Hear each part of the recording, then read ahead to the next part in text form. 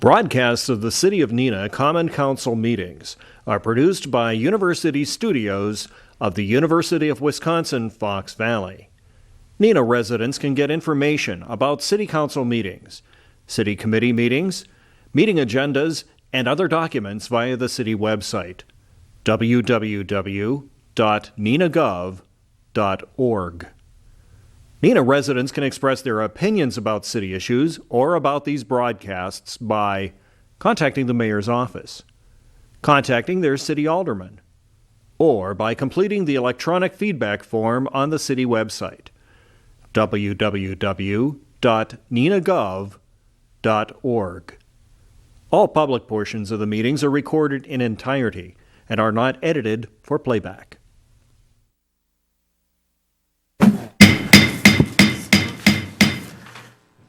I would like to call to order the meeting of the Neenah City Council for Wednesday, February 19th, 2020. Welcome everyone for coming tonight.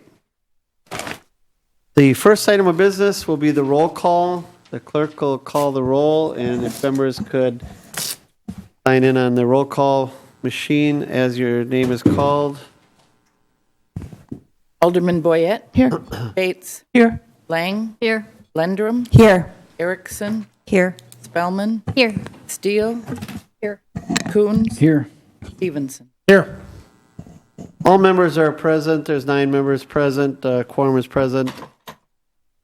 Like the next item would be the Pledge of Allegiance. The pledge tonight, we invite you to join us if you'd like, and the pledge will be led by Alderman Erickson.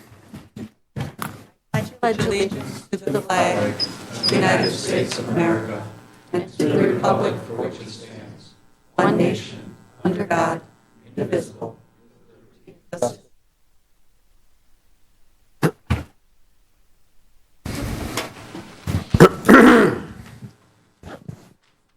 All right, tonight we just have a couple items of business to take care of. Exciting night. We have an introduction of a new employee, Director Easker. Thank you, Mayor. As many of you are aware, we recently had a retirement of a longstanding, very significant employee that worked first in the Community Development Department and then for the last 15-ish years as Assistant Treasurer, ultimately in the Department of Finance.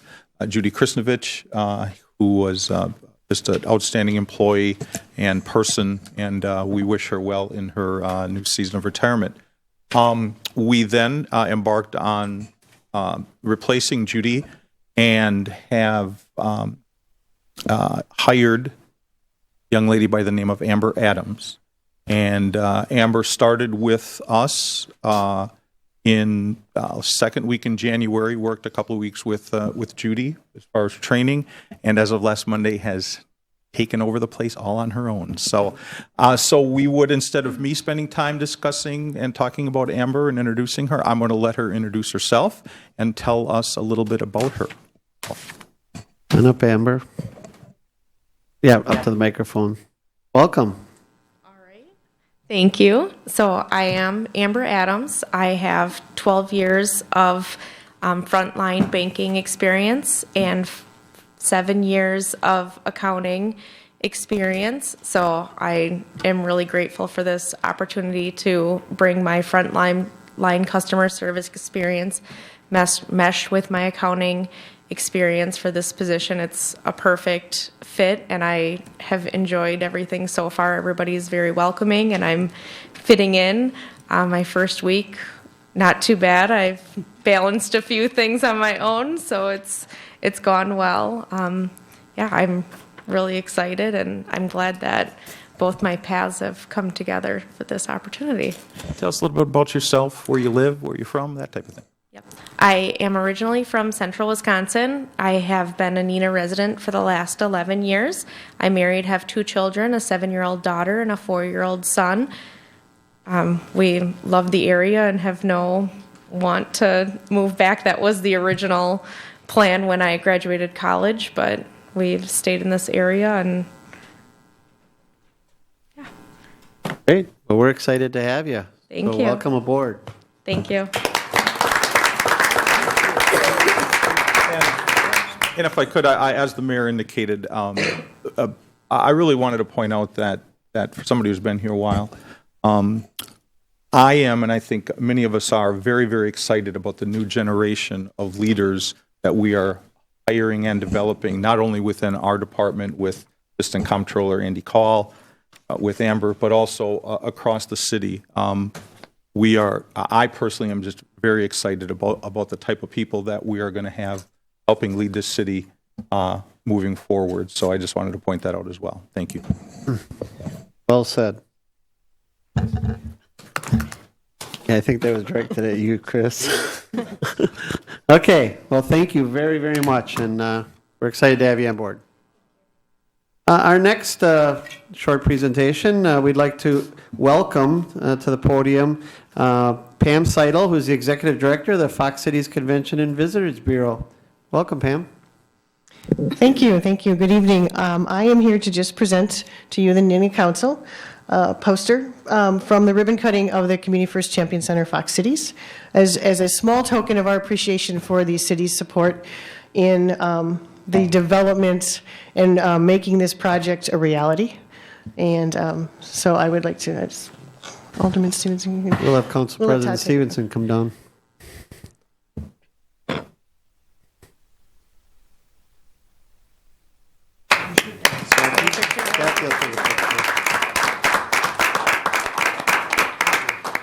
So some quick facts. Since the facility opened November 20th, really our first big event was on the first weekend in December. It's been a steady stream of folks through there. We're extremely happy. It's exceeding all expectations, mainly on the local weeknight bookings. Neenah High School's hockey team is one of our home teams, and I'm very happy to have them and playing at the facility. And we've just had a lot of excitement, so many good positive comments. It's a tribute to the building that Myron built for us. I'm happy to tell you that we were just looking from some CVB data, and we're very early in the event cycle and what's working and what's not. But we've had some very large volleyball tournaments, a couple of hockey tournaments.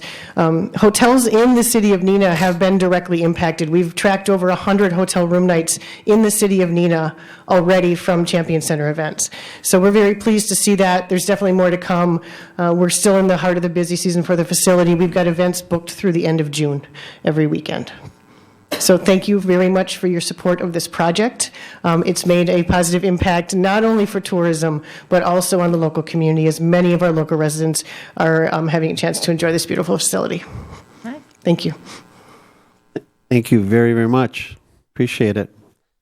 Yeah, it's quite a place. I think most of us up here have probably seen it and been out there and visited it and that, and it's really a lovely place. It's busy. It's just seems like it's going to be quite the venue to host tournaments and that. So we appreciate it, and everything that you at Fox Cities Chamber of Commerce, or Fox Cities Tourism Convention Bureau do to fill them rooms up and get some heads and beds, not just in the valley, but also for our hoteliers here in Neenah. So that's what we were hoping would happen, and it's good to hear that it's doing it. So thank you very much. All right. Item number 2, introduction and confirmation of a mayor's appointment. Mayor Crawford's appointment of Joan Brown to fill the unexpired term of Sandy Miller on the Committee of Aging for a 3-year term that expires September 2023. Is there a motion? Motion to approve the mayor's appointment of Joan Brown.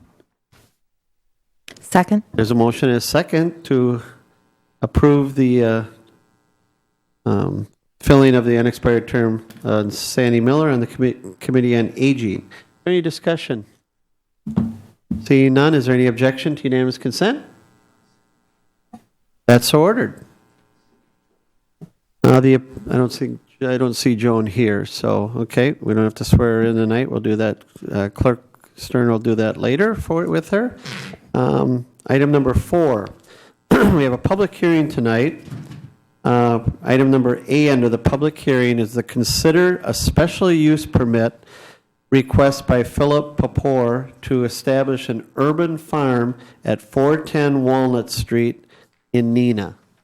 I will open up the public hearing to anyone who would like to discuss that special use permit. Is there anyone here who would like to talk to the council on that special use permit?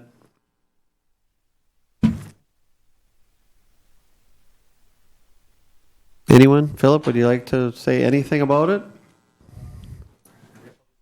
Put you on the spot. Come on up to the microphones. Most of us have heard about it through either the planning commission or the committee that it went through. But tell people who are watching that what you got planned. So my name is Philip Papour. I live here in Neenah, and I applied for a special use permit about a month ago to establish a market garden urban farm on the unutilized lot at 410 Walnut Street. That was previously a We Energy substation. That's been decommissioned and out of service now for the past 4 or 5 years. So I think it'd be a good use of this space in the short term. And my goal with this project is to establish this as a self-reliant and self-sufficient model, self-sustaining, in the fact that it wouldn't be tied to any of the city systems as far as water and electricity go. And I'm hoping to make this model scalable and also repeatable, and maybe do it again in a couple other unutilized spots that don't fit normal uses of land. All right. Thank you very much. Yep. We'll wait for questions. We'll do the public hearing first. Is there anyone else who would like to just talk to the council on this item?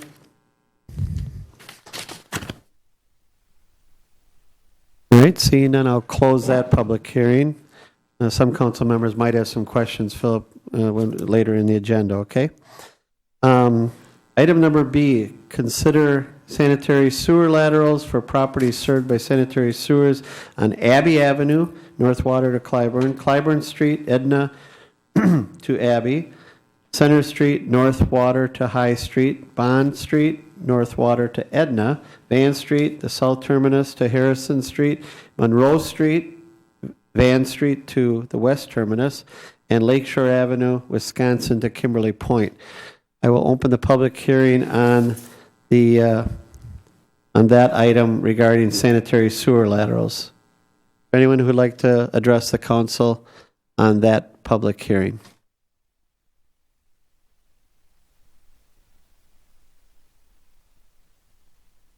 Anyone? Right? Seeing no one, then I will close the public hearing on that. I'd also like to thank staff who were out there early tonight answering questions for residents. There were quite a few people stopped by to get their questions answered, and staff did a nice job. I talked to a couple of the residents who came, and they were pleased with how it went and how they got their answers and that. So we thank them for taking that role on tonight. Item number 5 is the Plan Commission report pertaining to the public hearing. Plan Commission report will be given by Alderman Lang. Thank you, Mayor. Reporting for the regular Plan Commission meeting that was held on February 11th, 2020. The minutes for the meeting can be found on the city website. There's one item for consideration. The Commission recommends Council approve a special use permit for an urban farm located at 410 Walnut Street, subject to the conditions of the approval letter, and I would so move. The motion by Alderman Lang. Second. Seconded by Alderman Coons. Discussion or questions? Marge, did you have a question? Alderman Bates? Yes, thank you, Mayor. Philip, would you like to just come up for a minute in case someone has a question? Thank you very much. I noticed in the minutes that you discussed the not using fresh manure and your compost manure, stuff like that. Other chemicals, fertilizers, malorganite, that sort of stuff, you're going all natural or? Natural, organic, nothing harmful, no pesticide, no herbicide, as much as I can. And your history on doing this? No direct history as of doing this right now. I grew up in Door County on conventional dairy and crop farms. Family's been gardening and I've been around it forever. This journey started about 3 years ago when I got sick and kind of drove my passion and desire to create another outlet for fresh local food. So it's kind of selfish and right, but I think in a good way. So that's kind of my driving goal behind this, is to phase out of my current career and hopefully be doing this in the next 2 to 3 years full time. And Now, do you live in the area? I live on Division Street. So you'll be able to pop over I'm whenever. a block away, yeah. And the other thing is, have you approached any of some of the restaurants that are looking for local things Yeah, like that? and this is all hinging on this, so. I think you'd be good. Thank you. Yeah. Any other questions? Alderman Coons. But just really a comment. Really, I'm excited about this project. The potential transformation of a electronic we energy station into a garden. I've been on the sustainability committee for a while, and part of our mission's been urban farms, and we had nothing to do with any of this. But to see it happening here in the city, I think, is a great sign, and hopefully something that spawns other projects like this, whether it's yours or others. So I look really forward to this project. Alderman Steele. I was just wondering what you're planning on growing. Pretty much anything you can grow in Wisconsin in the summertime. I don't have any like specialty things right now. We've been actually doing this in our backyard now for the last 2 years on a smaller scale. So salad greens and small lettuce crops, root vegetables, pretty much everything can grow. In the plan, there is a small greenhouse to be put on the lot if allowed, and that would help me get better quality tomatoes and stuff that don't do real well outside in Wisconsin, especially with the wet years that we've had the last couple of years. So. Alderman Boyette. Thank you. So I too am kind of excited about this. I think this is great. I'm all for healthier eating.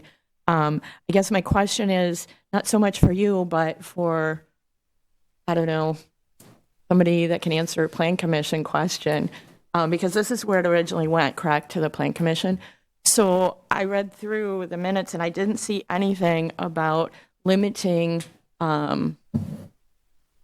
certain items that may interfere with vision, like we have rules about setbacks for fencing, et cetera, because it may block vision for drivers and whatnot. And so I'm just kind of wondering, is there something in this agreement that prohibits, like, I don't know, whatever, a huge sunflower field or a bunch of corn or something that would hinder vision? No, there isn't any restrictions on what is planted. There were some questions about growing hemp on the site. Hemp is not going to be grown on the site. If you do look at the site plan, which may or may not be included in your packet, the site plan from a vision standpoint is outside of sort of as you get closer to the street. So everything's kind of set back at least 10 feet with the exception. Can you show us? Sure.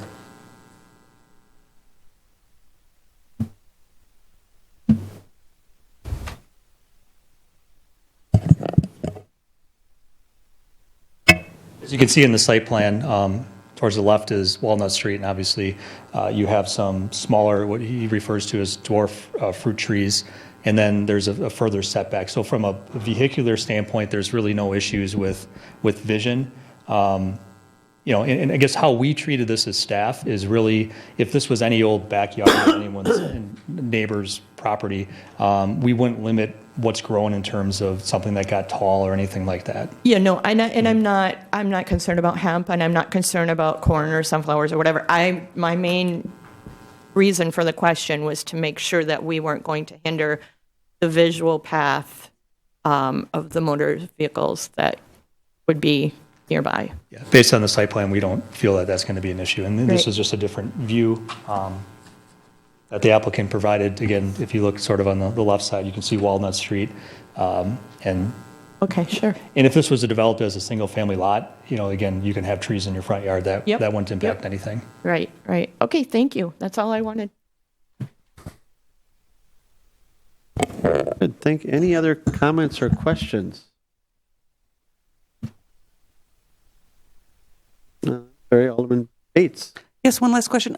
Could you remind me of the procedure or the process for special use permits? The neighbors in a particular distance were noticed? Brad will. Yeah. So as with all special use permits, we're required by law to notify the neighbors within 200 feet. Each neighbor did receive a notice in the mail. And then in addition to that, we had to put a notice in the newspaper, which was held twice before the public hearing. I have not heard any impact or comments from the neighbors. And I would just suggest that you should look into the honeybee licenses upstairs. I have honeybees up in Door County, my parents' farm already, so it's on my mind. I've had one contact in my office with a neighbor who said they're excited for the project. I think it'll be a learning tool for their kids, so kids don't get to see how they get on their plate, and so she's excited about it. And one last question. Now, since this was a previous We Energy site, I know we had the trouble with the site that was over by the Menasha sewage, where they were going to have to do brownfield cleanup, that sort of thing. This one didn't have batteries and stuff like that. I was told, I contacted We Energies last year when I kind of had this thought, and they told me that the DNR had already cleared it and approved it, and there was soil testing done and everything passed. And she told me that everything above and below ground had been removed when they removed all this stuff. So it has been cleared by DNR already. Thank you. All right. So there's a motion and a second. Any other discussion? If not, all in favor will vote aye. All opposed will vote no, using the roll call machine, please. That motion passes 9-0. 9-0. Congratulations, Philip. Good luck. Wish you the best. Item number 6 is the public forum. Public forum is an opportunity for anyone to speak to the council on any subject or matter that they would like. Good, bad.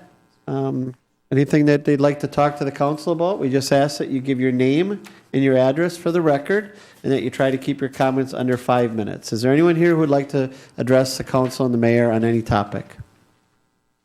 Come on up. Welcome, Mr. Wendelick. How are you? How are you? Good. Brian Wunderlich, 711 Wilderness Court. And then just go. Good. All right.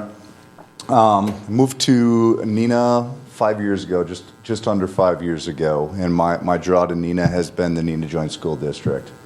I would be absolutely lying if I didn't say it took me about a week to fall in love with this community as a resident. I still feel like at times I'm on vacation when I'm walking my dog next to Lake Winnebago and just appreciating the parks and all of the other things. And what I'd like to talk to you a little bit about tonight was teed up nicely with both the Champion Center and an urban farm. Two pretty progressive thoughts. Tri-County Ice Arena to the Champion Center, are you kidding me? Like, they're not even comparable. An urban farm, future thinking for a site that for many years is probably a bit of an eyesore. So there's a lot of talk right now in the community about the upcoming referendum and how that will impact the school district. And I'm here as a citizen really asking you to give some major thought to the long-term health of this community and not look at the short-term impact that may impact the city if a new high school is built outside of the city limits. I think the school district and the community are linked.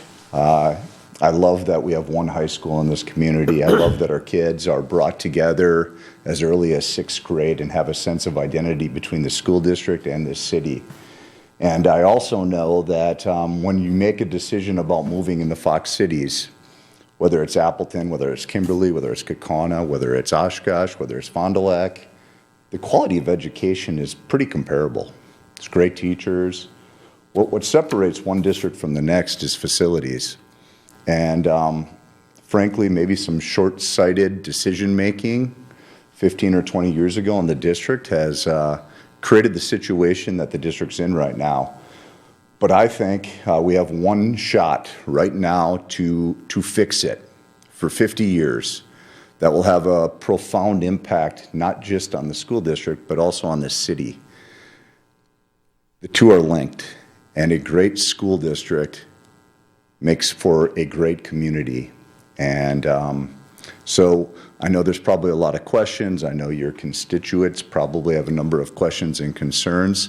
So I just implore you to get very, very informed. There's a lot of information. I think the more informed you will become, the more you will see the possibilities that this referendum presents for the city and for my children, for maybe my grandchildren, and for future people as they come to the Fox Cities and think about what is all there.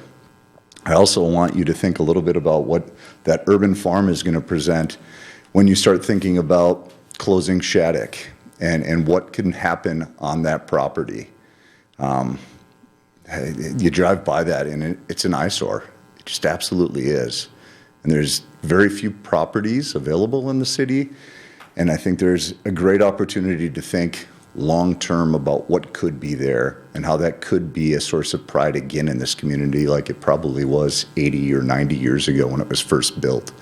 So again, I just really implore this group to think long-term, to think about what is possible and to get as informed as possible. And I would love for you in your roles to maybe get very supportive of this and see what can happen, because I think it's it not passing is going to hurt this community. Thank you very much. Anyone else like to address the council? Anyone else like to talk to the council in the public forum? Being no one else, I will close the public forum. Is there anyone like to speak on any of the issues presented before us in the public forum? Council member? I will just say that I've worked with Brian in a lot of ways, and Brian and I don't know if Brian can say anything, but it appears the short-term success of our new parking out there in the high school area. Brian's very happy, as I understand it. The students have accepted it maybe better than some of the parents. But the police officers I've talked to, the parking person out there, a lot of the homeowners that live in that area, it seems to be working out with the parking in Memorial Park. We do have a couple little areas that I'm speaking with James about and haven't brought them up to you, that kind of the balloon kind of switched to a couple little areas that we're working on. Correct, James? But overall, it's been pretty good, and I want to thank you for your help, okay? And they're going to continue to help us because the school district has agreed, Brian Borkert's class, and that to maintain that, and as far as the debris and junk and debris and cleaning, and make sure that it's well kept up when the springtime comes. And the school district themselves are going to monitor that to make sure that there's kids will be kids, but speeding, shenanigans, things like that don't happen there. And it's still a lot of spaces are available for our residents who want to use that park, and so it seems to be working very well. So thanks a lot. Alderman Bates? Thank you, Mayor. I was going to ask if we were to get questions directed to us, because sometimes people don't understand the difference between a city official and a school official, is it their school board representatives they should call, or is it someone at the school administration with questions? Brian, you want to come up? Is that question to Brian? Yes. Brian, come on up. And do you have a suggestion for them? I would suggest they reach out to the Director of Communication for the district, Jim Strick. He works at 410 South Commercial, and he's kind of the main contact with all the questions. Thank you. Or their school board representative, I would assume. Absolutely, they could do that as well. Thank you. Thank you. Alderman Coons. Thank you, Mayor. I've been relatively quiet about the referendum. And while it's a school project, certainly I think the two are linked, and I always have been. As many people know, I was on the school board for 12 years. I have no kids. The reason I was on the school board was one thing, and I said it over and over again, it was all about community. To me, strong schools make a strong community. If you don't have the good schools, it just doesn't work. I've looked at the facilities and projects for a while now. there were several different pathways, and while I preferred one over what was selected, what I do know is something's got to change. There probably should have been a referendum 20 years ago. It didn't happen. That put the district behind. I know when I was on the school board, we almost took pride in the fact that we didn't have any debt. It was probably not the right attitude to have. But at that time, a lot of things had happened between Act 10 and then the 2008 financial crisis through the country, what made referendums difficult. The time is now, and something needs to happen for this district to stay competitive. It's pretty clear. People come in and they look at 3 different districts based on test scores. Look at Neenah, look at Appleton North, right? Yeah, I have that right. And Kimberly. And they look at those facilities and they make decisions. This whole referendum thing came about. We had this thing at the school board where people had these big ideas, and so the schools would come in and talk about them. And several schools came in and talked about bulldozing their building and starting over because of issues they had with their buildings. And that's where this process started, from teachers and principals going, we need something better for these kids in these different weird room configurations. We stick them in places with no walls and all kinds of strange things that we have in our schools. There's all kinds of talk, and nowadays anybody can say anything they want on Facebook without having to back it up. I can say this about Shattuck. I've had the opportunity of walking down into the bowels of it, into the basements, into the other areas, taking a really close look at it. It's been renovated, I believe, 6 times. Maybe it's in 5 or 6 times been renovated. Some of those renovations haven't been so good. Think of your house. If it was renovated 6 times by different people, some of those in the 60s and 70s, we all know that wasn't the best time for construction. The difficulty with Shattuck is if you ripped off all the old stuff, there's not much left of that building. I love Shattuck. I love the older buildings, but I'm not trying to teach in them. And so I'm not trying to make a big push for any way. People make whatever decision they want, but I can tell you that a lot of thought has gone into these things. My frustration is when I see people making quick comments that aren't backed up by anything. People need to take a closer look and make their own decisions. There are, and maybe Brian can help me with it, there's 4 listening sessions set up where people can come and ask questions and get information. I believe a couple of them are at Shattuck and at the high school. Maybe, I know it's on the website, maybe I don't know if you have those dates, but it's a great chance. Learn, make your own decision, but take some time and look into it. I'm not trying to tell you how to vote or what to do, but there's a lot that needs to be looked at and unraveled in this thing. So thanks. All right, thank you for your comments. Anyone else? Seeing none, I will close the council consideration and move on to item number 8, which is the consent agenda. Is there a motion on the consent agenda? Move to approve the consent agenda. Second. Excuse me. There's a motion and a second to approve the consent agenda. Any discussion? Seeing no, Alderman Stevenson. Yeah, I had a question for James. James, I noticed in the packet you filled out and completed the cost ramification sections to the events. Someone did. So we might want to look at that, and because we're showing cost sharing with like the veterans on Memorial Day Parade. I don't think we really do that. So all I'm going to ask, you don't need to. I'm just going to say they're there. Some of them are rather significant that are listed from a costing perspective. Not opposed to that, but let's just make sure it's consistent with what our intentions, our expectations are.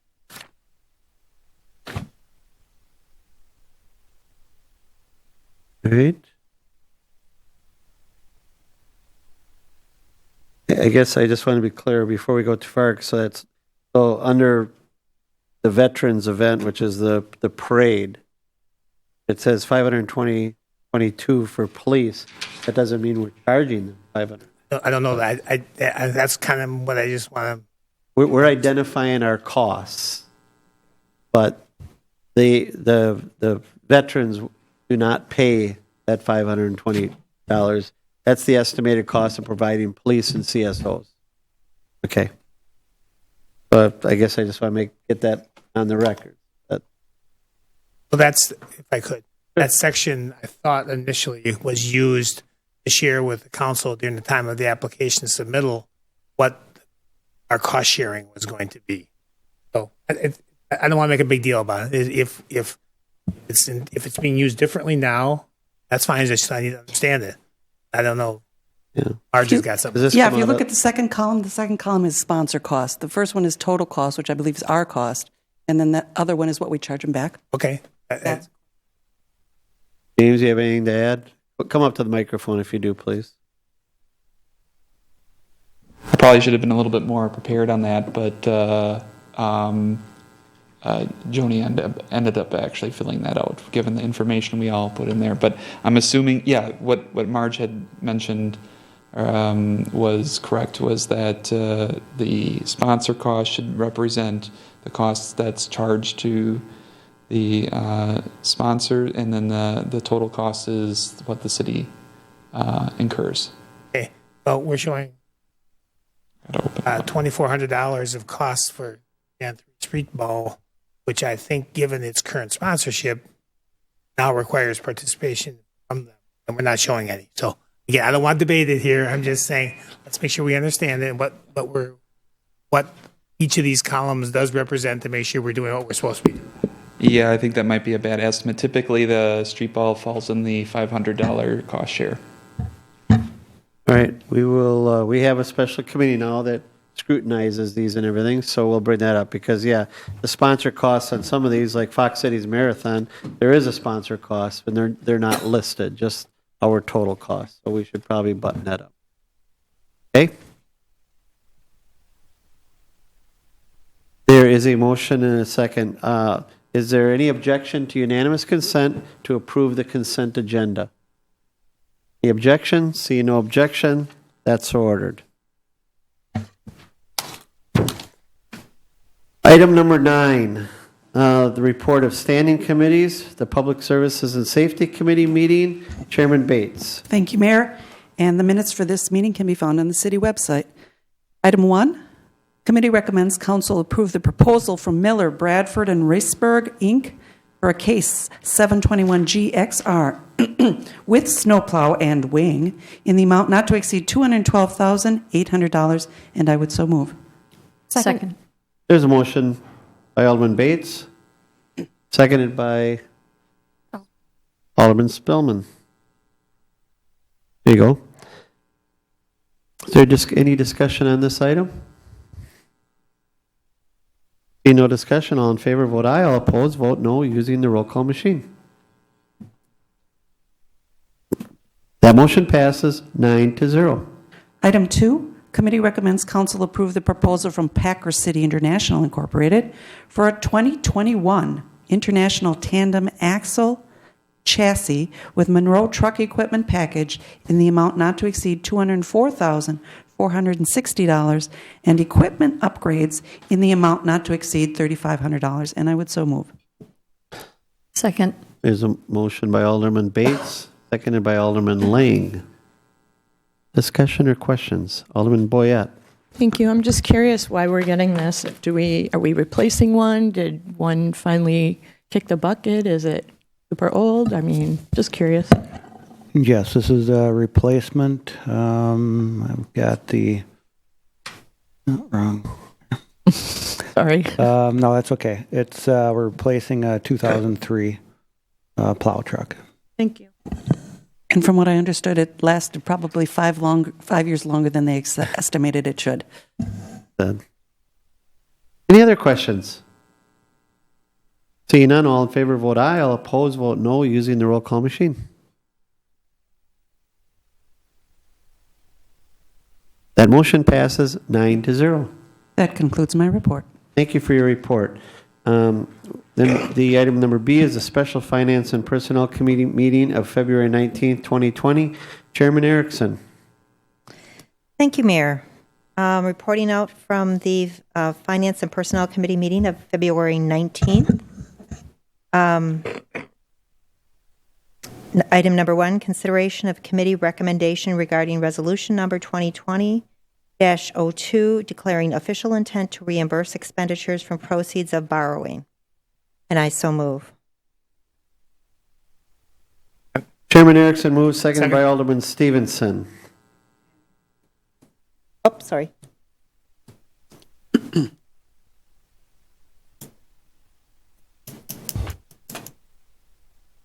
Questions or comments? Alderman Erickson? I'd like to request an explanation from Bert on this. There you go. Thank you. Brad, welcome. Or Brad, I'm sorry. It's okay. Thank you. Brad, sorry. Thank you. This resolution authorizes proceeds from financing, which is being considered next on your agenda, to partially to be used to reimburse the city for expenditures made for capital projects. Okay. We've already bought some things that were planned in the CIP. We've already made those purchases, and this is saying that some of that money is going to go to pay for those purchases that were already approved and made. Okay. All right. All in favor of the motion, vote aye. All opposed, vote no, using the roll call machine.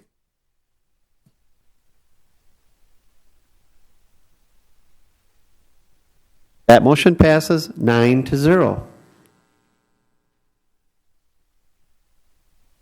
Okay, item number 2, the committee recommends council approve the proposal, Item number 2, consideration of the committee recommendation regarding resolution number 2020-03, providing for the sale of approximately $9,895,000 general obligation promissory notes, and I so move.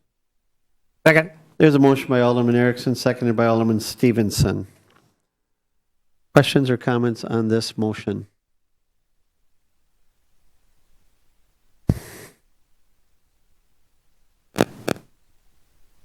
For folks at home, this is the $9.8 million that the city uses to do all the capital improvement projects that were vetted in the budget, the capital improvement plan, and this is for the roads, for the equipment, for the tractors and the police cars and those types of things. We actually borrow each and every year for those types of items, including, I believe, 10 projects, street projects this upcoming year. So that's what this borrowing is for. Alderman Coons, go ahead. Just one other comment, and so people know, at the same time as we borrow this money, is that historic low interest rates, the lowest interest rates I think Brad has seen in his. Thank you for that comment. It's a great time to institute this. Thank you very much. I was going to also say that, so folks at home, because municipalities have the opportunity to borrow at a lower rate. We some of our borrowing is taxable, some of our borrowing is non-taxable. People bid on our bonds. They bid on the opportunity to own municipal bonds and things like that. The estimated rate that we believe we may receive on this borrowing is approximately 1.64%.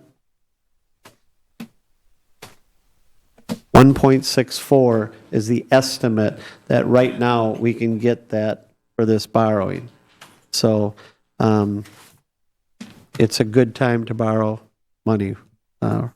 And Brad and Mike have set up payment plans and the schedules and that meet the needs of the city's financials for the next 10 years. So we're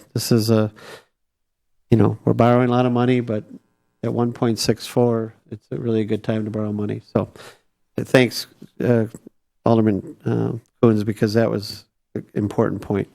So with that, seeing no other discussion, all in favor, vote aye. All opposed, vote no, using the roll call machine, please. That motion passes 9-0. So now I expect a bunch of phone calls tomorrow, and from citizens asking how they can borrow money at 1.6%. You can't, but. Hopefully they want to buy the bonds. Yeah, exactly. Yeah, maybe they want to buy our bonds, so they can talk to their financial guy and buy the bonds. But, yeah, so thank you. Thank you very much for coming up. Continuing on. Moving on to the regular Finance Personnel Committee meeting of February 10th, 2020. Chairman Erickson. Reporting out from the regular Finance and Personnel Committee meeting of February 10th. The minutes can be found on the city website. Item number 1, the committee recommends council approve the development agreement for Castle Oak 6 subdivision, and this is to be considered following a report from the Board of Public Works. Item number 2, the committee recommends council approve a loan from the Board of Commissioners of Public Lands, State of Wisconsin Trust Fund loan program to fund the estimated cost of $950,000 associated with the purchase of Lawrence Salvage Yard located in TIF number 9, with the loan to have a 20-year repayment schedule and a fixed interest rate of 3.75% for the life of the loan. And I so move. Okay, and Is there a second? There's a motion and a second. second, So and then I move to amend my motion. But that is correct. So I move to amend to include approval of Resolution 2020-04, authorizing a $950,000 loan from the trust funds of the state of Wisconsin for the purchase of 2405 Schultz Drive, Neenah, as part of the project plan for the land purchases in TID number 9. All right, thank you. So there's a motion to amend the original motion. Is there a second to the motion to amend? Is there a second? Alderman Coons, thank you. Is there discussion or any other motion? Alderman Stevenson. Thank you, Mayor. I want the council to be aware that I've had some conversations with Director Hayes and Director Easker regarding this subject, as well as the topic that we'll be discussing in closed session of the Committee of the Whole, that may or may not, well, if the council were to want to move forward with what we're going to discuss in the executive session, that could provide an opportunity for us to look at the financing source for the Lawrence site. These, correct me, Mike, but if I don't want to get too much into the meat of that, my intention is here to have a discussion about that and make the council aware of what opportunity exists out there, and to delay the borrowing on this item until the next council meeting, so that if we want to move forward with another opportunity, we could lower our interest rate costs on this project if we would combine them based on the uniqueness of the requirements of the borrowing package. Can I just add to and this came up very recently, and so Todd's explaining, Director Easker, Director Hayes, and myself had some discussions with him on the possibility delaying this borrowing. In no way, we don't believe in any way we're losing any opportunities. The interest rate, for instance, at 3.75 through the state trust fund, we believe will be there for some time. And we have enough cash flow if we need to commence the Lauren borrowing. We can very short-term cash flow that in-house. And so I think that's important to add. So, sorry, Alderman Stevenson, I just want to make sure we got that in there. You have anything else? No, I'm going to let the other people speak before. I intend to make a motion to table or delay, postpone action until the next council meeting. Not in any way because I think this is bad, but I think it's an opportunity for the council to manage a couple projects in a better light. At the very least, step back and say, okay, this didn't work out, but we have this funding source to look at. Good. So if people have questions, we brought Council President Stevenson in on this because he's your representative. You elect him to make these types of decisions. And so when things happen fast, we asked Todd to take part in these discussions. So if anyone has any further questions without getting into the meat of what we may be discussing in executive session or in closed session, I will have you hopefully answer them now. Alderman Bates. Thank you, Mayor. Since we just approved started the process for our general obligation promissory notes, Mike, what would make this so different from that we're getting more than double the interest rate on something like that? Good question. IRS rules, SEC rules require that when cities issue tax-exempt debt, tax-exempt being defined as debt that, as the mayor indicated, debt that is sold ultimately becomes an investment opportunity for someone else. When someone invests in tax-exempt bonds, they do not have to pay tax on the interest. They don't have to pay federal tax on the interest that they earn on tax-exempt bonds. Consequently, because they don't have to pay tax on that interest, they are willing to accept a lower interest rate or lower interest earnings because they benefit on the back end by not having to pay tax on the interest. The requirement is that if someone is going to issue tax-exempt bonds, that the projects under which and by which that borrowing funds to be used items and things, the opportunity for somebody that borrows that money is then how do I put this? The tax-exempt bonds that are issued by the city allows, again, the individuals to not pay interest on those bonds. But why is Lawrence? So I'll get to that. When you are borrowing money to purchase land, City. which is exactly what we're talking about here, we're purchasing land to essentially to buy Lauren's salvage yard, and in doing so, the potential is that the city will resell that land to a private entity. If you're issuing tax-exempt bonds, there can only be a strict public purpose for any project that is funded by those bonds. So if we were going to use that as a park forever? Correct. Correct. But once you purchase any property, similar to when we purchased the industrial park, if you remember the big cornfield or the whatever that was called from the town of Neenah, it was exactly a similar situation. Ultimately, that land would likely be sold for industrial use by a industrial develer. So that is the standard. Very Typically clear. Buying Thank you. land that could be resold. Yes. The first borrowing was for city purposes, our roads or our equipment, things like that.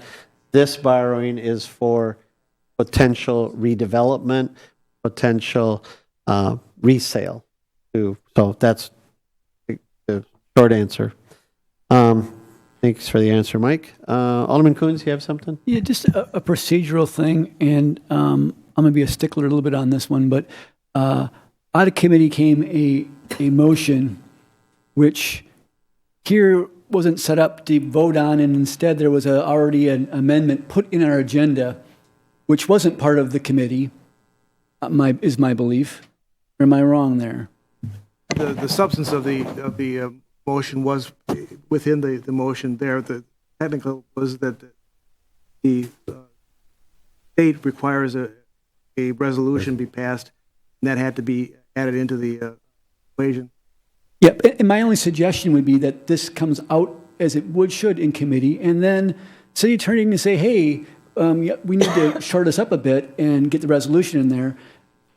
It's the same reason we didn't put in another one here saying, hey, and now we're going to postpone this one based on other financing. At some point, we dilute the committee process.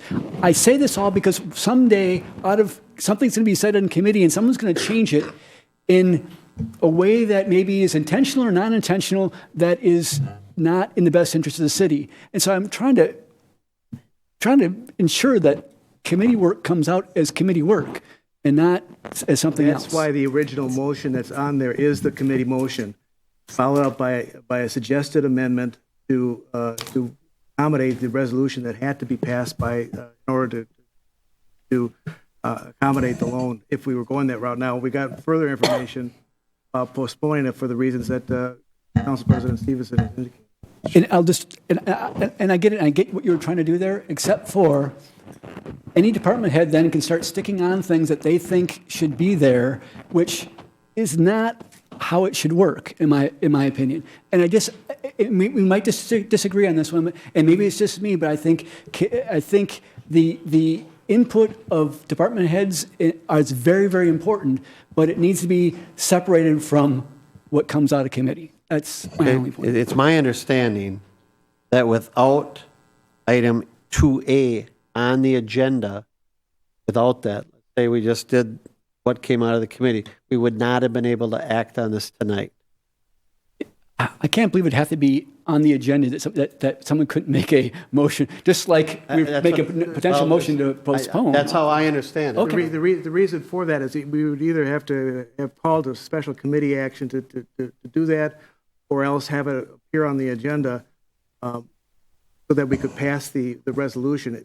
The issue here was going to... Here's the fact that there has a resolution. Right. That's why it had to be on the agenda, right? That's correct. And if I could, let me elaborate, and I'll take responsibility for that. The resolution that came from the state of Wisconsin was not to me yet when we had the meeting on Monday, and I'll take responsibility for not informing the committee that, oh, by the way, not only are we passing the recommendation on the loan, but there will be a resolution basically affirming exactly what you just did. I did not inform the committee that a resolution was going to be necessary, and the reason it was not on the agenda last Monday is because I simply did not have it yet. My apologies for that. So your concern is appropriate, but I think it was put on so that if the council wanted to act tonight, we could. Then subsequent to that, new information came out that Alderman Stevenson has agreed that maybe we should hit the pause button and take this up next meeting. So I believe that motion is coming. Alderman Stevenson? I would just disagree. Oh, go ahead. I would we'll disagree on that issue. Okay. That's fine. Okay, so just a quick comment on that. For all my time here on the council, and specifically in my role as the council president, I take the responsibility of protecting the integrity and the process the council deserves.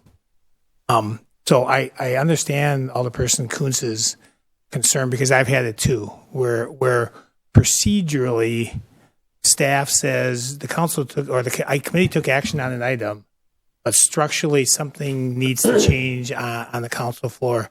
And quite honestly, this may have been able to appease the integrity of our process by maybe a memo. I'm sure City Attorney Gillespie talked to Chairperson Erickson, and they communicated. Jim told her what the structural change had to be to accomplish the task.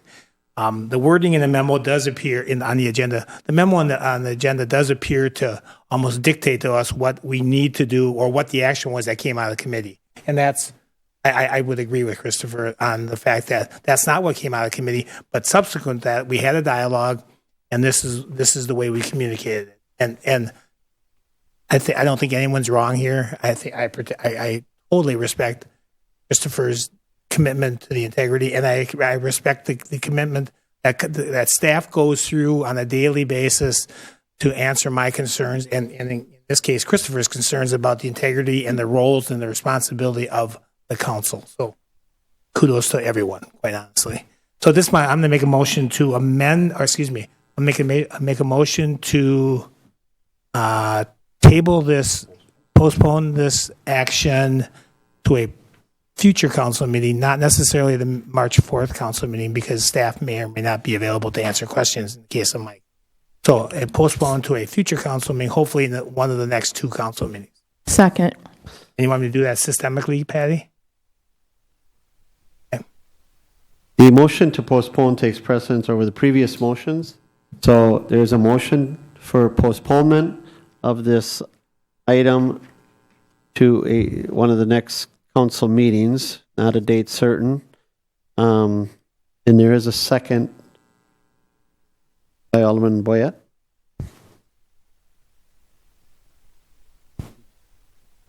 Okay.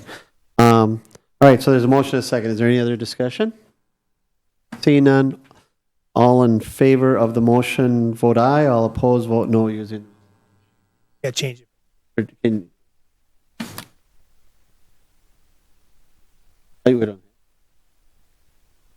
Oh, boy.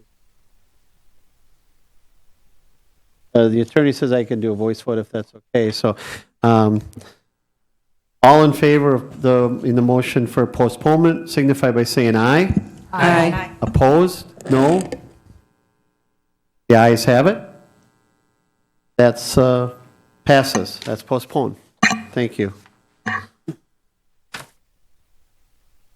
I didn't vote no. I was just saying all of us say no. Chris looked at me funny. So The integrity of the council says you can't vote. oh, now you're going to challenge that. I'm just telling you.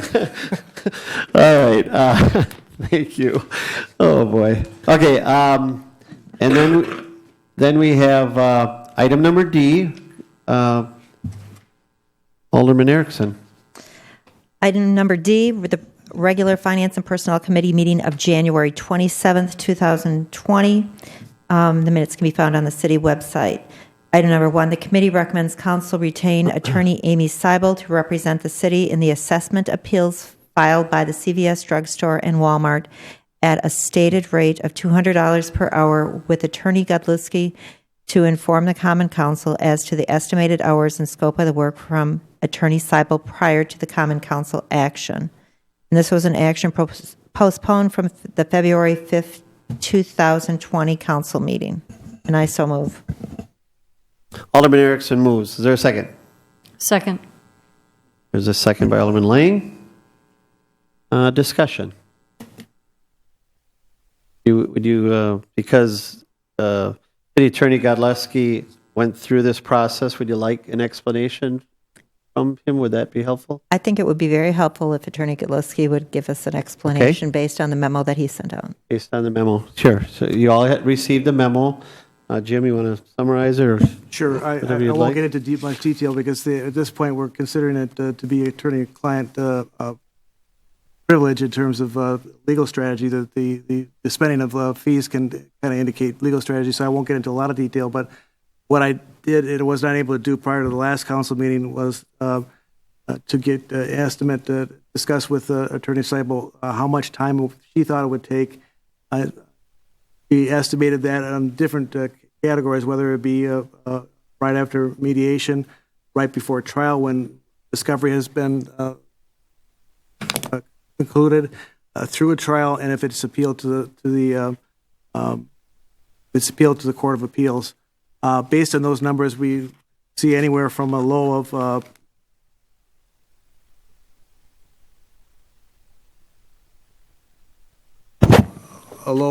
roughly about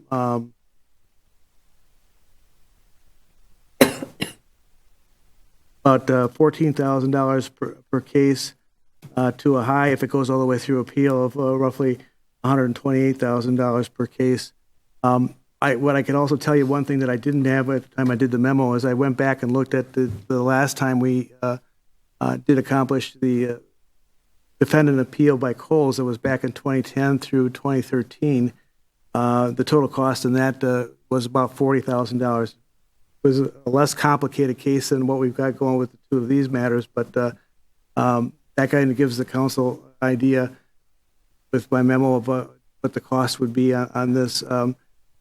Attorney Seibel did think that there was a possibility of settling these cases short of trial, but it kind of depends on what goes on with the discovery in the case, which will start probably in the next month or so. Alderman Coons. Thank you, Mayor.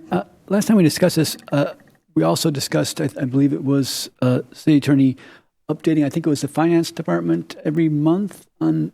The finance, I will be doing, that is going to be an ongoing agenda item on the second meeting of each month on the status of these cases. Yes. Okay. I just wanted to pull it all back together. So thank you.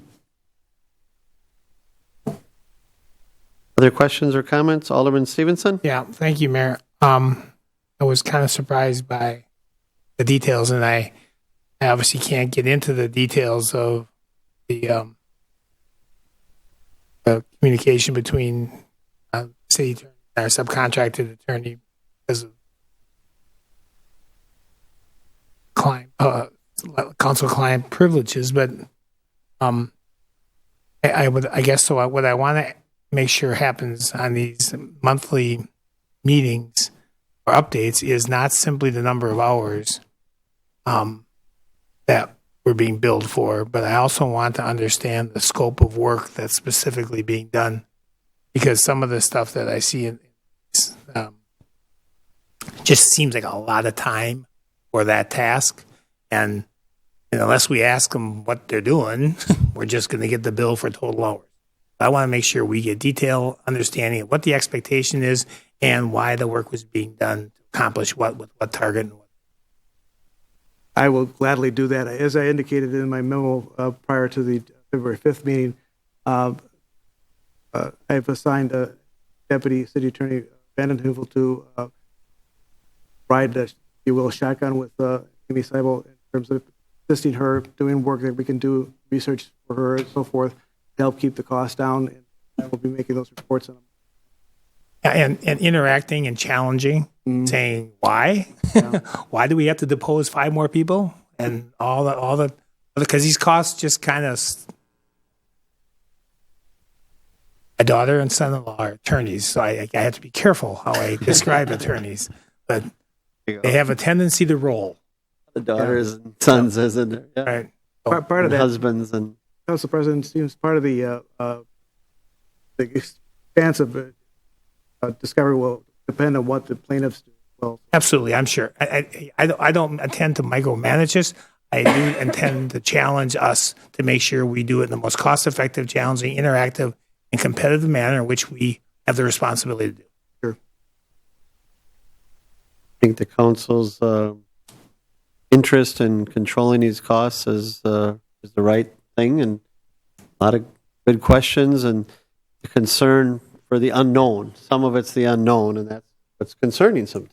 So, Director Easker, you have something? Yes. The question did come up again about, I believe it was from Council President Stevenson with regard to what would be the funding source if the worst case scenario happens, so on. I did respond to that. And I do think, given the sort of potential nature that this could be anywhere from here to here in terms of cost, at some point the city probably does need to pass a budget amendment to acknowledge and quantify that there are some additional costs within the operating budget, because there really is technically no funding source available within the operating budget. The obvious remedy for that would be some sort of budget amendment, which would include potentially using general fund reserves as the cost for what is really a one-time expenditure for the city. But I didn't want to have this voted upon and then have us look at, well, should we do a budget amendment? Attorney Godlewski does have some outside service budget within his own budget that theoretically could absorb some of this early on. Yeah, but I mean, if this thing goes really, really well, it may. I won't buy your postage. All right, but so I'm just alerting the council, I guess, that whether it be tonight or whether it be when we get a little better handle on what this may cost, I do think at some point we need to pass a budget amendment to acknowledge this. Thank you. Go ahead, Director, City Attorney Godlewski. Director Easker, we won't have to budget the whole budget amendment for the whole cost this year because it'll go over several years. Is that correct? Talking about the cost of the defense. This will take if it goes through the process of a full trial, it'll take several years before. Well, and again, you know that better than I do in terms of how long, and that's what I think maybe we just keep it on the front burner in terms of when the appropriate time is to pull the trigger on that, and maybe your monthly updates to the Finance Committee would be the good opportunity to say, okay, maybe we've reached a point where we need to do that. I do want to say that there's a lot at stake here when, these challenges to the assessments, there is huge financial implications to not only the city, the school district, the county. They're all the taxing jurisdictions within that could be impacted on a successful challenge. So I just want to make the council aware, and I think this is good what we're doing because even the funding could change. I have had a conversation today with one of our friends, the school district, I'm going to say, on the possibility of them also sharing in some of the burden and the cost of this litigation. Because as much as we're impacted, their also potential is to be impacted. And it's a lot of money. I mean, at the very most, if the Walmart lawsuit was completely went their way, the loss to the city is estimated to be about $27,000 a year in revenue. Loss to the school district is estimated to be about $24,000 per year. So there's partners in here, and we are going to have, I don't want to get into it too much right now, but I had a phone conversation today, and we're having a meeting on Monday or Tuesday, right? Council President Stevenson and us, they have a sit down, and we're going to discuss how we may be able to work on this and the financial costs of fighting this lawsuit together, because it impacts both of us. It impacts the county. It impacts Fox Valley Tech. They are a very small player in that, very small player. But I think it's fair just to have that discussion, okay? So I just wanted to bring that up. There's nothing, done or certain. I don't want anyone going out and saying that is, but I think it's important that you know that conversation happened today. Alderman Coons.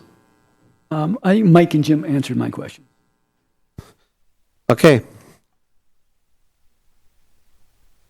And the last thing is kind of, as I understand it, as I learned today, the ball's kind of in their court. We're waiting for them to take action, which they could do at any time, and then we have to react. So we don't know when they're going to, they filed this, but at some point now they start prosecuting. And we'll know that, and then we got to be prepared. So that's why waiting probably isn't a good answer. So I understand. Correct? Okay.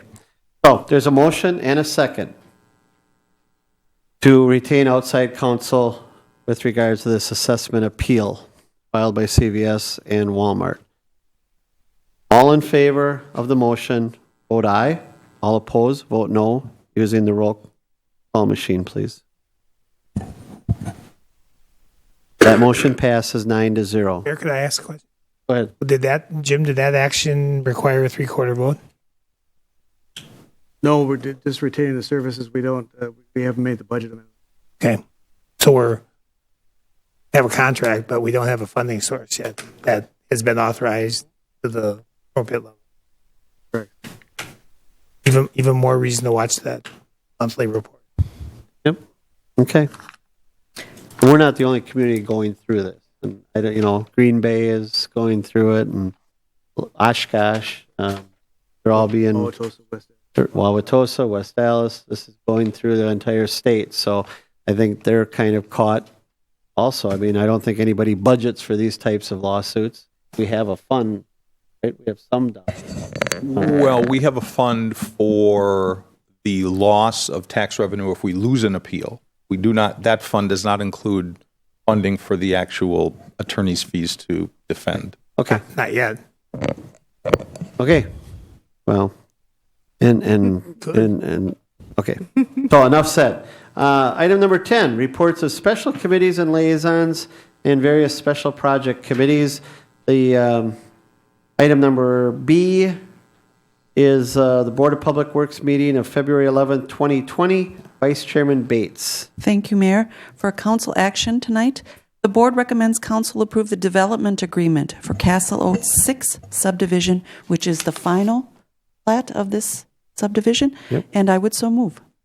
Second. There's a motion and a second to approve the development agreement for Castle Oak 6.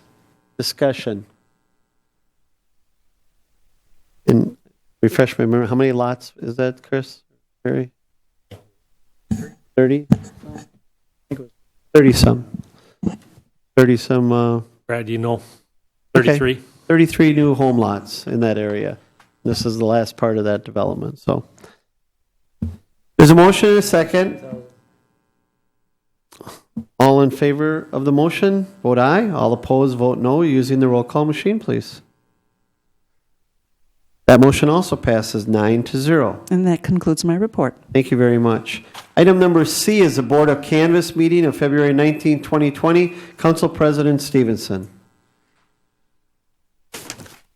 Thank you, Mayor.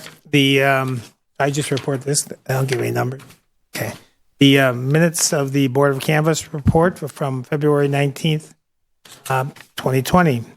Members Sullivan, Anderson, and Stern were present. The board compared the image cast evolution ICE machine printout with the immediate returns sheets as filed by the Elections Board of the City of Neenah after the February 18th, 2020 spring primary and confirmed the votes. The votes were tallied to include the central count board of the absentee ballot canvasser totals, which is new this year. There were no local candidates on the ballot to report. The Board of Canvas is adjourned at 9:15. That concludes my report. Thanks for your report. I would just tell you that the clerk informed me that the city of Neenah, we had 17% turnout, 17% turnout, which is probably a little bit more than I double or what they were expecting. So there's a fairly good turnout for an election that didn't have a lot of different items on the ballot. Those of people who are watching, we rolled out the Badger books for the first time, which was probably a good election to do this on because there was a low turnout. There were a few hiccups, right? There were a few hiccups at some of the polling places with the new Badger books. I think the staff there, though, adjusted and went to the books and was able to get people through in a timely manner. Do you have anything to add, Patty, with regards to that? Not really. I did just want to mention quickly about the central count. It was a learning process for them as well. It took them longer yesterday than anticipated, but they were learning. They needed to learn everything about the whole process, the machines, how to set up the machines, how to modem to the county, how to work on the Badger books as well. So it took longer, but I think that come April that process should tighten up a little bit. And the central count is the absentee ballots are now being done all in one right here at City Hall by a group of workers. Okay, so that we made it through it. Alderman Boyette? Thank you, Mayor. You stole my thunder. I wanted to congratulate everyone on the council for making such a great decision in allowing them to purchase the Badger books because from what I saw, it was wonderful. And I spoke with the poll workers because there was such a low turnout when I went to vote at that given time. The building was empty. So we had a conversation and they were very happy to have that equipment. And at my polling place, they had no issues. So they were very happy with it. And I was happy to actually get to see how they work. So. Good. All right, thank you. Alderman Bates? Thank you, Mayor. I wanted to say something to some of the voters that came in yesterday. They were questioning why we were asking them their name, their address, and they were concerned that because we had this new system that we were doing a lot more questioning of them than we had in the past, and we would kindly say that this is all the things that we were required to ask. We've always asked them. We've always, for the last few years, asked for a photo ID.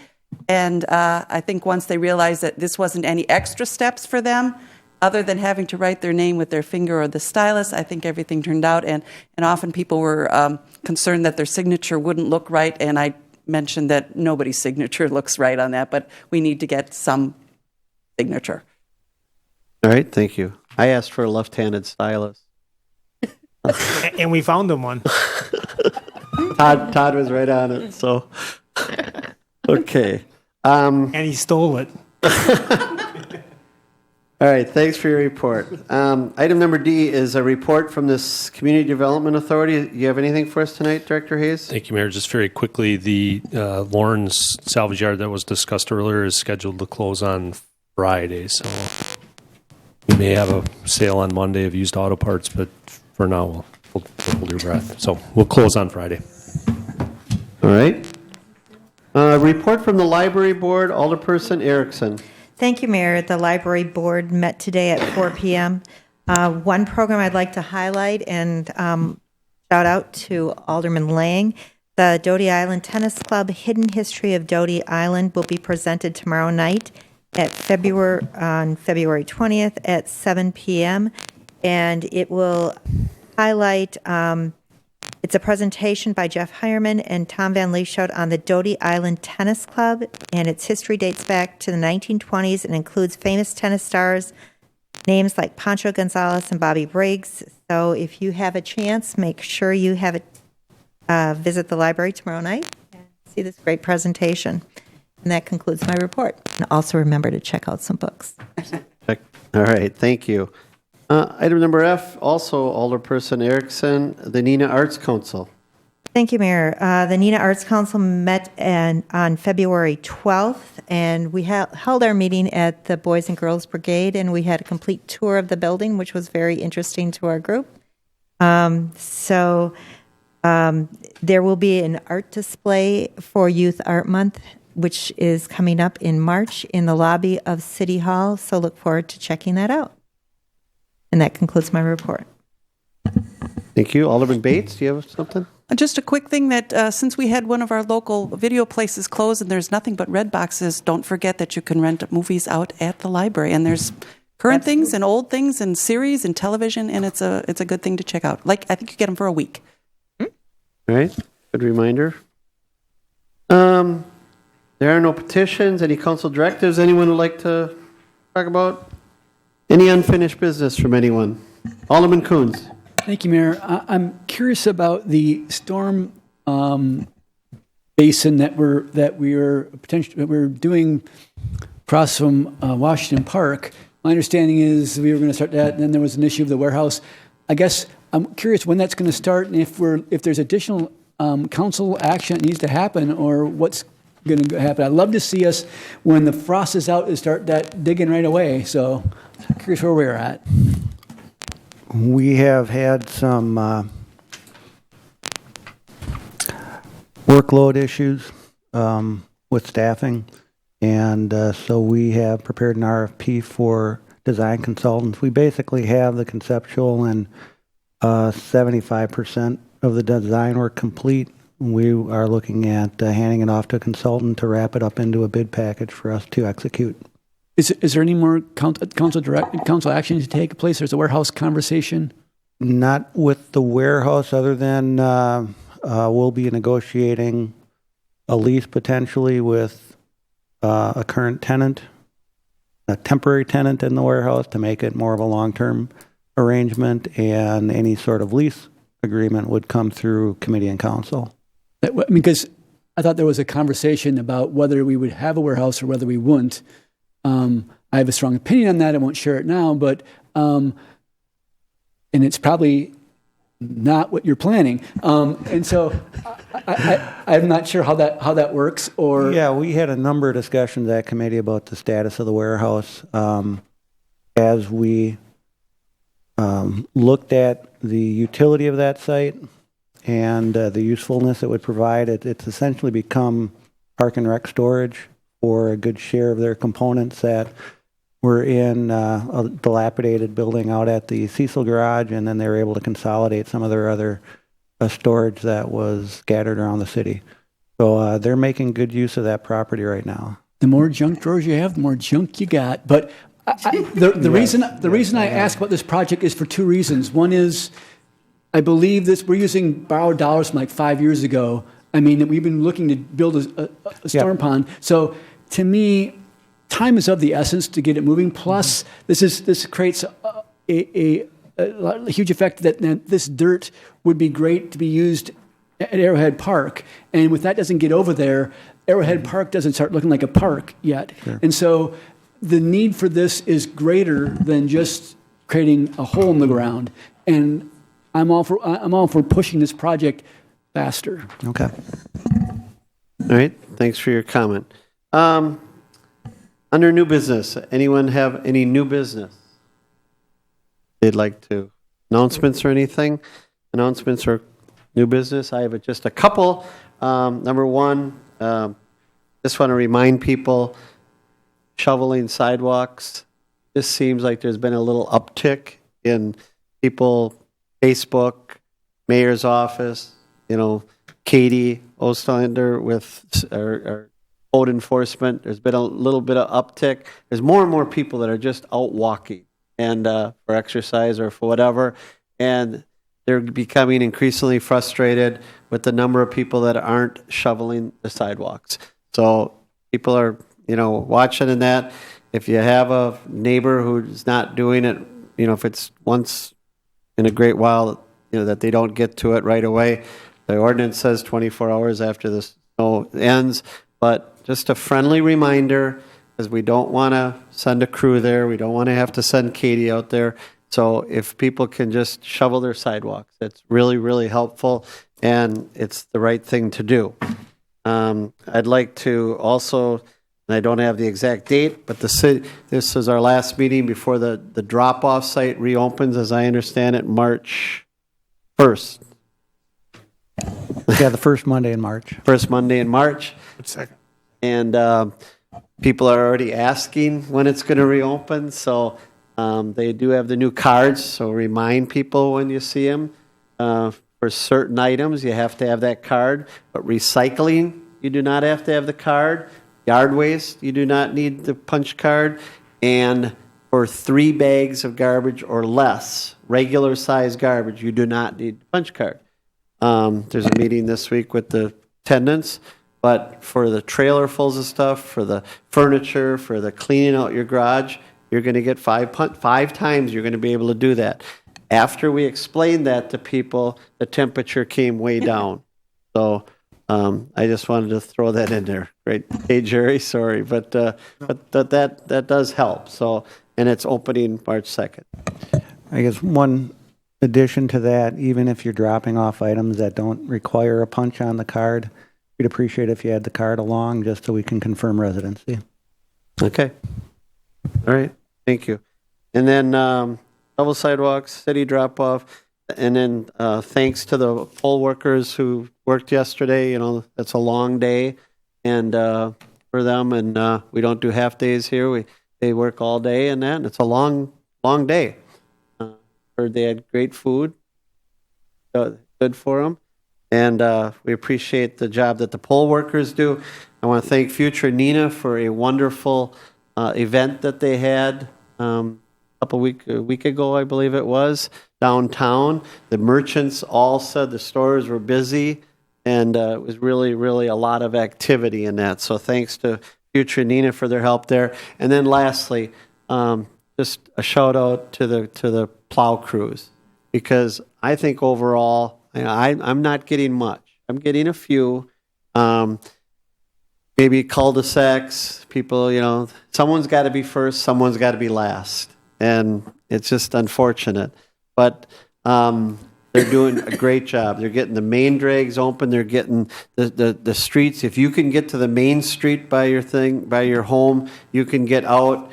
I'm getting a lot of compliments that overall, there's isolated instances that, that it didn't work out. And that last Sunday, not this past Sunday, the Sunday before, it started snowing at 8 a.m. in the morning, went all day, and it accumulated.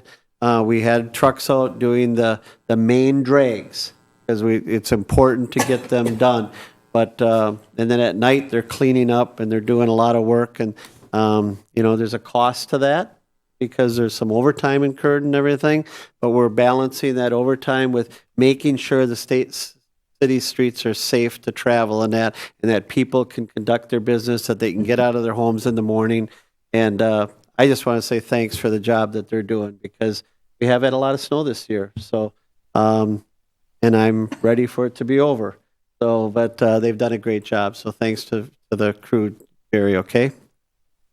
Alderman Boyette, you have a comment? Yeah, I just wanted to make it known that for the city garage cards, if a resident did not receive one and you rent, your landlord got it. So you need to check with your landlord because it goes to the property owner, not the person living in the building. And if you don't own it and you're renting, you're not going to get that card. It went to your landlord. And also, if they did not receive a card and they are a homeowner, what would be the process for that? They should stop in at the Teller Road Garage office, and they will take care of them there. Great, thank you. Anyone else have anything? If not, is there a motion? Move to adjourn. Second? There's a motion and a second for adjournment. All in favor of adjourning signify by saying aye. Aye. Opposed, no. We are adjourned. We're going to take a short break, and then we're going to go into a closed session committee of the whole. Okay? Right, Todd? Broadcasts of the City of Neenah Common Council meetings are produced by University Studios of the University of Wisconsin-Fox Valley. Neenah residents can get information about City Council meetings, City Committee meetings, meeting agendas, and other documents via the City website, www.neenahgov.org. Neenah residents can express their opinions about city issues or about these broadcasts by contacting the mayor's office, contacting their city alderman, or by completing the electronic feedback form on the city website, www.neenahgov.org. All public portions of the meetings are recorded in entirety and are not edited for playback.